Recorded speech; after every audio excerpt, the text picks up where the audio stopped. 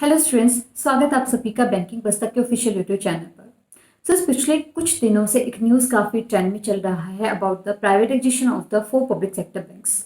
आपने बहुत सारे कमेंट्स किए इसी के रिगार्डिंग कि इस टॉपिक के बारे में हम बात कर रहे हैं। आज के सेशन को लाने का रीज़न यही है कि आप में से बहुत सारे स्टूडेंट्स जो हैं वो इस डाउट में हैं कि क्या उन्हें बैंकिंग एग्जामिनेशन की तैयारी यहाँ पर करनी चाहिए या नहीं करनी चाहिए, क्योंकि एक तरफ हमारे बैंकिंग सेक्टर जो है वो प्राइवेटाइज हो रहा है, दूसरी तरफ आप जो लोग हैं वो चाहते हैं कि आपके गवर्नमेंट जॉब हो, आपके पास जॉब सिक्योरिटी हो। एक तरफ आप सब स्टूडेंट्स हैं, बैंकिंग एस्पायरेंट्स हैं जिनका नंबर जो है वो लैक्स में है, बहुत लाखों लोग यहाँ पर बैंकिंग एग्जामिनेशन की तैयारी कर रहे हैं। दूसरी तरफ हमारी सेंट्रल गवर्नमेंट है जो इन बैंकिंग सेक्टर को प्राइवेटाइज करने में लगी हुई है। तो इसका डायरेक्ट इफेक्ट उन एम्प्लॉयज़ पर भी जाने वाला है जो ऑलरेडी बैंक में जॉब कर रहे हैं, और साथ में उनका बहुत बड़ा इफेक्ट उन स्टूडेंट्स के ऊपर रहेगा जो बैंकिंग एग्जामिनेशन की सालों से तैयारी करते आ रहे हैं। So the question here is it worth preparing for banking examination? क्या आपको बैंकिंग एग्जामिनेशन की तैयारी जो है वो करनी चाहिए या नहीं? अभी वो कुछ ऐसे भी स्टूडेंट्स यहाँ पर होंगे जो बिगिनर्स हैं, जो अपनी तैयारी शुरू करने के बारे में सोच रहे होंगे। सर देखिए, अभी रिसेंटली हमारे बजट में हमारे फाइनेंस मिनिस्टर ने कहा था कि हमारे 2 पब्लिक सेक्टर बैंक्स जो है उनको प्राइवेटाइज कर दिया जाएगा। ये न्यूज़ जो आज आया है कि इन सिलेक्टेड बैंक्स को प्राइवेटाइज कर दिया जाएगा, ऐसा न्यूज़ जो है वो 2-3 महीने पहले भी आया था, लेकिन वो उस टाइम पर इतना ट्रेंड नहीं हो पाया क्योंकि उससे रिलेटेड पहले कोई अनाउंसमेंट नहीं की गई थी। आज ये न्यूज़ इसलिए इतना ट्रेंड में चल रहा है क्योंकि ऑलरेडी हमारे फाइनेंस मिनिस्टर जो है वो बजट में ये अनाउंस कर चुकी है। नोबडी नोज दैट कौन से 2 बैंक्स हैं जिनको प्राइवेटाइज किया जाएगा। तो कोई भी अगर आपके सामने एश्योरिटी आपको देता है कि these are the selected 2 banks that are going to be privatise, don't believe that. वो 2 पब्लिक सेक्टर बैंक्स कौन से होने वाले हैं? क्या चारों ही बैंक्स को प्राइवेटाइज कर दिया जाएगा? जो बचे हुए हमारे बैंक्स हैं उन सबको प्राइवेटाइज किया जाएगा? ये किसी को भी नहीं पता है। सिर्फ जब तक कोई भी आपको ऑफिशियल न्यूज़ नहीं आता है, किसी भी न्यूज़ पर आपको ट्रस्ट नहीं करना है unless any news comes from your finance ministry। जब तक फाइनेंस मिनिस्ट्री की तरफ से कोई भी ऑफिशियल न्यूज़ नहीं आता, you need not to worry about that, क्योंकि that is going to affect your preparations। आपकी जो preparations है उन पर डायरेक्ट इफेक्ट डालने वाली हैं ये सारी न्यूज़। सो जितना कोशिश हो पाए अपने आप को पहले तो इन सारी न्यूज़ से दूर रखिए। जितना भी पॉजिटिव न्यूज़ है बस आपको उसी पर ध्यान देना है, नेगेटिव न्यूज़ से खुद को दूर रखिए, क्योंकि अगर आप ये नेगेटिव न्यूज़ सुनते रहेंगे तो आप अपनी तैयारी जो है उसमें अपना 100% नहीं दे पाएंगे। आज अगर आप बैंकिंग एग्जामिनेशन की तैयारी कर रहे हो तो आपके लिए हिंट यहाँ पर ये है कि IBPS ने ऑलरेडी अपना कैलेंडर आउट कर दिया है। इस साल में ऐसा तो है नहीं कि आपके जितने भी पब्लिक सेक्टर बैंक्स बचे हैं उन सबको प्राइवेटाइज कर दिया जाएगा। 2 ही पब्लिक सेक्टर बैंक्स को अगर प्राइवेटाइज वो करते हैं तो आपके पास 10 पब्लिक सेक्टर बैंक्स हैं जिनकी वैकेंसीज डेफिनेटली आपके लिए आएंगी।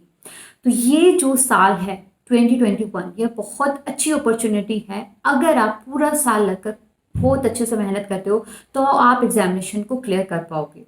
बट द क्वेश्चन इज कि अगर हम एग्जामिनेशन को क्लियर भी कर लेते हैं तो भी आपका चांस है कि आपका जो बैंक है वो आगे जाके प्राइवेटाइज हो जाए। आप डाउटफुल ही रहेंगे कि आज मैं इस सेक्टर के लिए तैयारी तो कर रहा हूँ, लेकिन क्या जॉब सिक्योरिटी मुझे आगे मिलने वाली है? कल को अगर जाकर मेरा बैंक प्राइवेटाइज हो जाता है तो प्राइवेट सेक्टर तो बहुत है काम करने के लिए, फिर आप बैंक में ही क्यों काम करोगे? That is the question. Thing is that हम ये एक्सपेक्ट यहाँ पर कर सकते हैं कि आप अगर IBPS के थ्रू सिलेक्शन लेते हैं, आप अगर IBPS एग्जामिनेशन क्लियर करके वहाँ पर जाते हैं तो एटलीस्ट आपके पास में जॉब सिक्योरिटी तो वो प्रोवाइड करेंगे ही।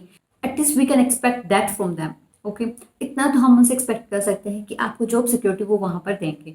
तो इसलिए अपनी तैयारी को तो यहाँ पर स्टॉप कर देना, अपनी तैयारी को छोड़ देना बहुत बड़ी गलती है। अगर आप एक सही तरीके से स्मार्ट वे में सोचे तो आप उसी के साथ में जिन एग्जामिनेशन का सिलेबस जो है वो बैंकिंग एग्जामिनेशन से रिलेटेड आप उनकी भी तैयारी करिए। जैसे RBI हो गया, नाबार्ड हो गया, सेबी हो गया, ये सारे ऑर्गेनाइजेशन है जिनका सिलेबस कहीं ना कहीं आपके banking examination IBPS PO, IBPS clerk वगैरह से मैच करता है, तो आप उन एग्जामिनेशन की तैयारी भी करें।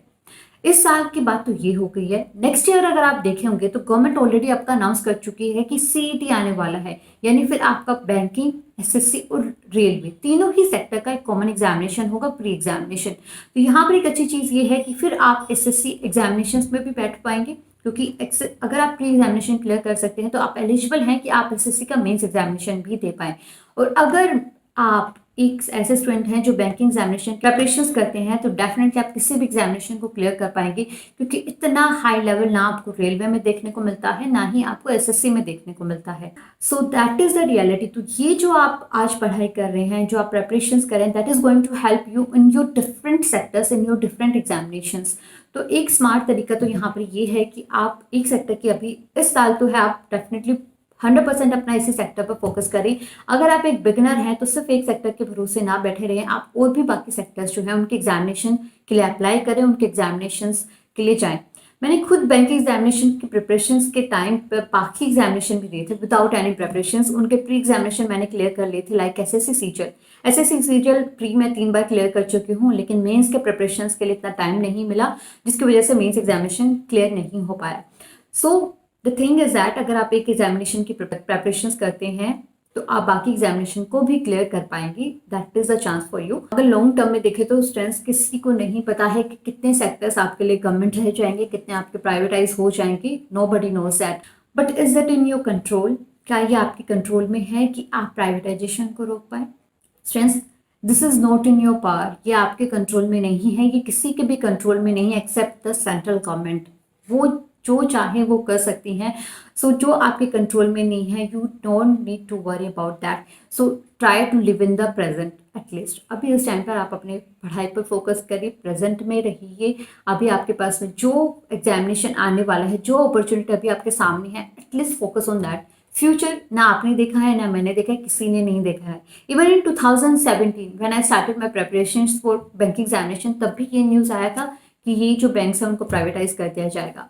तो प्राइवेटाइजेशन का न्यूज़ सालों से चला आता रहा है और आगे भी चलता रहेगा। आपको बस अपनी पढ़ाई पर ही फोकस करना है। Okay sir, so I hope आप अपनी प्रेपरेशंस को नहीं छोड़ेंगे, आप पूरा मन लगाकर पढ़ाई करेंगे और आपकी जितने भी एग्जामिनेशन, जितने ज़्यादा एग्जामिनेशन आप जिस भी सेक्टर में दे पाएँ वो एग्जामिनेशन दीजिए जिनका सिलेबस रिलेटेड है। That will help you to crack any examination. Thank you so much, friends, and we'll see you in the next session जिसमें हम डिस्कस करेंगे how you can prepare for banking examinations. Legends never die when the world is calling you. Can you hear them screaming out your name? Legends never die.